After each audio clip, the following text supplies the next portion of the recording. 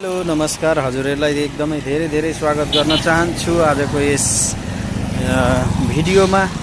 यहाँहरूलाई मैले केही महिना अगाडि भनौँ यो एसियन हाइवे जुन पाथिभरा स्थित अर्जुनधारा नगरपालिकामा भइरहेको काम प्रगतिबारे केही कुरा देखाएको थिएँ भने आज म आएको छु यो बिरिङ पुल भनेर चाहिँ यहाँनिर लेखिएको छ। यो बिचमा सायद त्यही नै हुन्छ। लम्बाइ 349.20 मिटर रहेको छ यस ब्रिजको भने।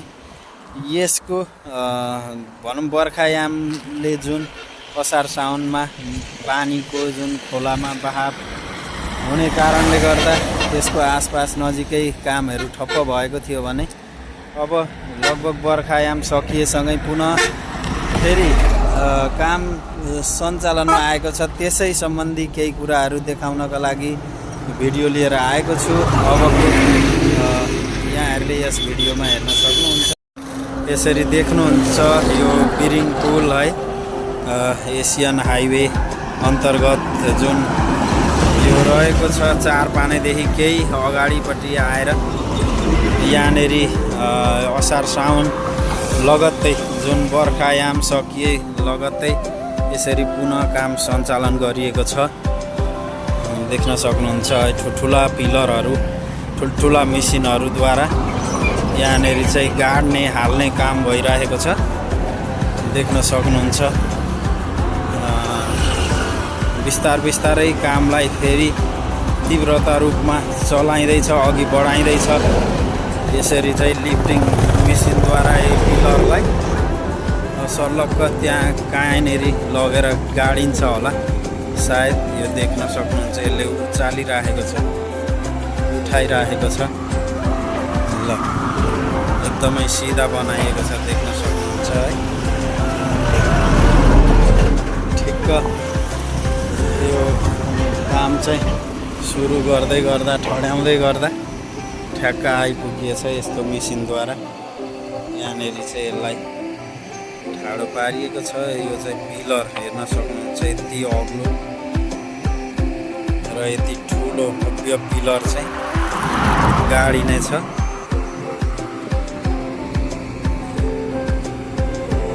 यसलाई कहाँनिर गाडिन्छ देख्न सक्नुहुन्छ।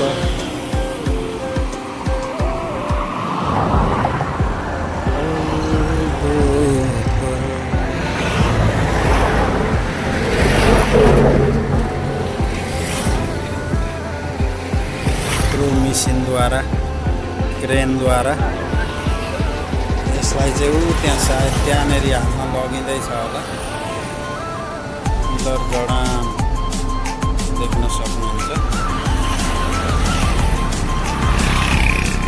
अत्यन्तै ठुल्ठुला पिलरहरू उठाइने छन् है, त्यसलाई त्यहाँ लगेर जोडिने रहेछ। देखिराख्नु भएको छ। पहिले नै त्यहाँ एउटा गाडी सकिएको छ भने त्यसैलाई थप्नलाई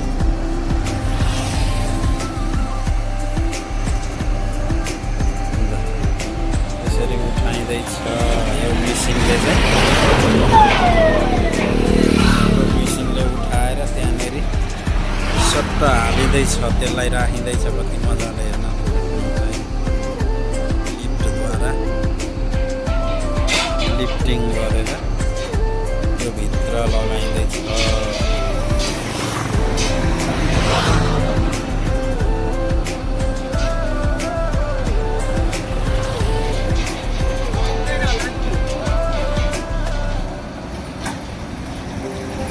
त्यसलाई लगेर त्यहाँ जोडियो।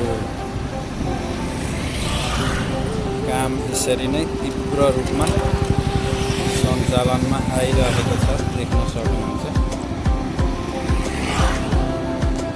एसियन हाइवे अन्तर्गत यो बिरिङ खोलामा बनाइँदै गरेको पुलका पिलरहरू देख्न सक्नुहुन्छ। अत्यन्त भयङ्कर ठुलो पिलर रहेको छ।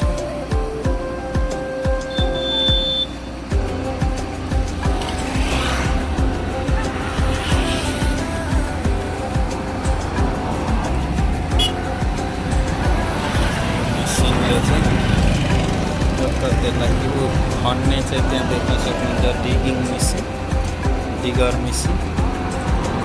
अत्यन्तै ठुल्ठुला उपकरणहरूद्वारा चाहिँ मेसिनलाई चाहिँ यसरी पिलरलाई हाल्ने काम भइरहेको छ भने देख्न सक्नुहुन्छ। यो पिलरको आकार, पिलरको साइज, यो तल देखिरहेको यो ठुलो गोलाइको एउटा फलामको देख्न सक्छौँ। घरमा नै सायद के भनिन्छ, अत्यन्तै ठुल्ठुला पिलरहरू राखिनेछ।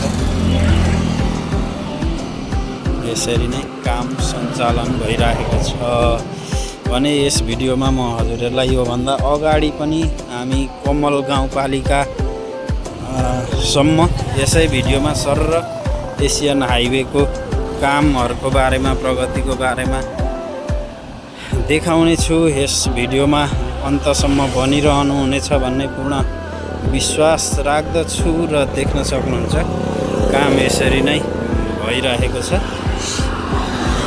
यहाँनिर पानी फिल्टर गर्ने, माटो फिल्टर गर्ने यसरी नै कार्य भइरहेको छ भने यस्तै डोजरहरू भए अनि यो उत्खनन जुन पिलर गाड्नको लागि खनन गरिने मेसिन, अत्यन्तै अग्ला मेसिन, यस्ता उपकरण भनौँ मेसिनहरूद्वारा चाहिँ एसियन हाइवेको निर्माणको कामलाई तीव्रता दिइराखिएको छ। सम्भवतः यी नेपालमा पहिलोपल्ट भित्रिएका उपकरणहरू नै मान्न सकिन्छ, बुझ्न सकिन्छ। त्यो चाहिँ बिरिङ पुल रहेको छ, त्यहाँकै कार्य सम्बन्धी चाहिँ यो अपडेट हजुरहरूलाई देखाउने प्रयत्न गरिरहेको छु र यस च्यानललाई धेरैभन्दा धेरै सेयर गरेर सबै सामु पनि पुर्याउनु हुनेछ भन्ने, सबैलाई चाहिँ देखाइदिनु हुनेछ एउटा नेपालको गौरवपूर्ण आयोजना कसरी चलिरहेको छ, कसरी निर्माण भइरहेको छ त सबैलाई जानकारी हुनु अति आवश्यक छ। गौरवपूर्ण कामको चाहिँ सबैले थाहा पाउनुपर्छ भन्ने मलाई लागेको छ र हजुरहरू नयाँ जति पनि हेर्दै हुनुहुन्छ यस च्यानललाई सब्सक्राइब गर्न पनि नभुल्नुहोला। आगामी दिनहरूमा यस्तै विभिन्न नयाँ भिडियोहरू यसै च्यानल मार्फत अपलोड गर्नेछु र हजुरहरूको साथ सपोर्ट सदा रहिरहनेछ भन्ने पूर्ण विश्वास राखेको छु।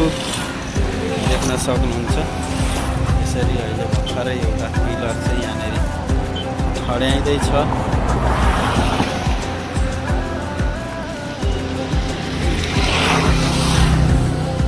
देखिराख्नु भएको छ धेरै हाइट छ छन चाहिँ, तर यसलाई सायद भित्र मुनि गाडिन्छ होला। त्यहाँ अर्को एउटा मुनिबाट अलरेडी भसाइसकिएको छ जस्तो छ, त्यसमै गाँस्ने काम भइरहेको छ। यस ब्रिजको चाहिँ कति उचाइ रहनेछ,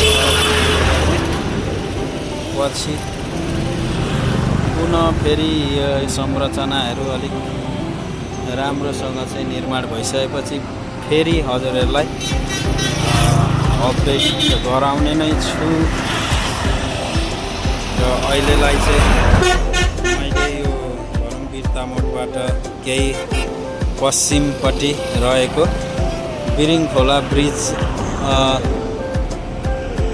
को कामहरू देखाउँदै हामी पाडाजुङ्गीसम्म चाहिँ रोडको चाहिँ सर्र भिडियोहरू यसै भिडियोमा म राख्नेछु, हजुरहरूले हेर्नुहुनेछ भन्ने पूर्ण विश्वास राख्दै